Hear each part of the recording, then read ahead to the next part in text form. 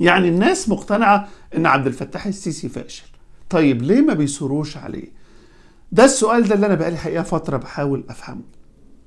لقيت تجربة علمية غريبة قوي. التجربة دي علماء النفس بيسموها نظرية القطيع او العقل الجماعي او العقل الجمعي. عملوا تجربة غريبة قوي. قالوا ان مثلا لو انت قاعد في اوضة معاك 5-6 افراد في نفس الاوضة، وفجأة الاوضة دي بتولع وشايف الدخان في الاوضة، وانت قاعد في الاوضة شايف ال5-6 افراد دول ما بيتحركوش خالص ومفيش اي رد فعل خالص، وقاعدين مكملين بشكل طبيعي بدون اي رد فعل. تفتكر الشخص ده هيعمل ايه؟ هل هو هيطلع يقول يا جماعة خلي بالكم في حريقة، ولا هيتأثر بسكوت الاخرين وهيفضل ساكت ومش هيتكلم خالص؟ This time we've planted 7 actors who are all in on the experiment. We've said to them, when you see the smoke, do nothing. Our second participant is Lauren Heffernan, also a student. What will she do? In this situation, she'll be following a script. The script is partly written in her mind. It's a script which is borrowed from things like sitting exams. Most situations like this have some element of expected or scripted behaviour. But what will happen to her script when we make a slightly unusual situation very unusual? Nothing to start with, so we get her attention. Now, how long before she dashes out of the room?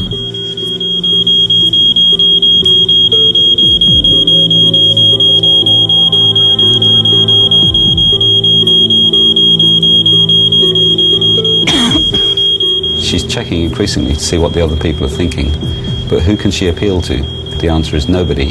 She turns to the norm of the group: ignore the smoke. In a real fire, the people in this group would be in very serious danger by now. I was looking for some sort of reaction from someone else, even just the slightest little thing, that they'd recognise that there was something, going on here. For me to kind of react on that and then do something about it, I kind of needed prodding. She's waiting for someone else to react. Why isn't anyone else reacting? She feels uncomfortable. She doesn't want to embarrass herself by taking the lead, taking action. But something is definitely wrong.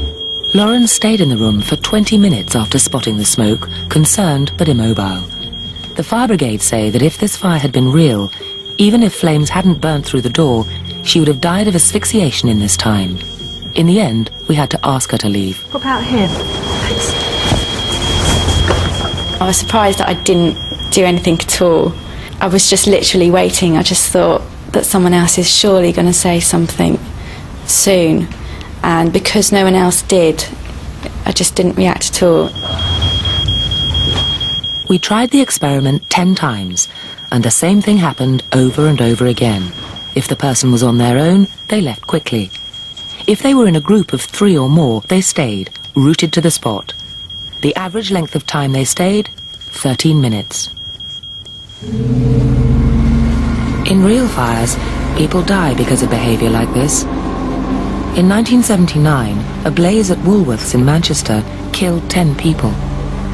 The fire occurred during the day when the store was occupied by hundreds of people. Most of those people managed to get out quite safely. The people that died in the fire were actually using the restaurant at the time. But why so many fatalities in the restaurant? Investigators eventually realised that people simply hadn't evacuated. They'd waited to pay their bills. That was their routine.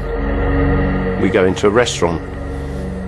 We sit down, the waiter comes over, we choose a meal, we eat the meal, we pay for the meal, and then we leave the building. That's our script, if you like, for eating a meal.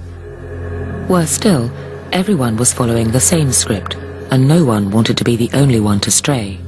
One of the main reasons why people died in the Woolworths fire is because they didn't want to be the first to react. They didn't want to stand out for the crowd and went along with the crowd behaviour. تجربة الحقيقة في منتهى الأهمية. ليه؟ لأنها بتورينا إن الناس اللي حوالينا بتأثر علينا. يعني لما هم شافوا الراجل شايف إن اللي حواليه كلهم ملهمش أي رد فعل على الحريق والدخان اللي طالع، ففضل قاعد مستمر ما خدش اي رد فعل، ده معناه ان الناس بتتاثر بسلوك الناس اللي حواليها. ده بالظبط بيوصف لنا الحاله اللي موجوده عندنا في مصر دلوقتي. مصر دلوقتي هي الاوضه اللي تتحرق واحنا قاعدين فيها، وكل واحد مستني التاني لحد ما يتحرك. بس لو حد اتحرك هتلاقي الناس كلها اتحركت. وهو ده اللي بيرعب نظام عبد الفتاح السيسي، ان لو الثوره قامت من رابع المستحيلات ان حد يوقفها، لان هي هتبقى ثوره كاسحه هتقتلع النظام العسكري من جذوره، وهترجع فعلا لمصر الديمقراطيه بشكل كبير جدا. واعداء مصر على فكره بيتمنوا دايما ان مصر ميبقاش فيها ديمقراطيه، لان الديمقراطيه هي الحل اللي هيخلي مصر دولة متقدمة، دولة عصرية فيها تداول سلمي للسلطة، وفيها تطور، وفيها حريات، وفيها عدالة اجتماعية. هو ده اللي أعداء مصر بالظبط مش عايزينه، عشان كده بيدعموا النظام الفاشل اللي موجود عندنا دلوقتي.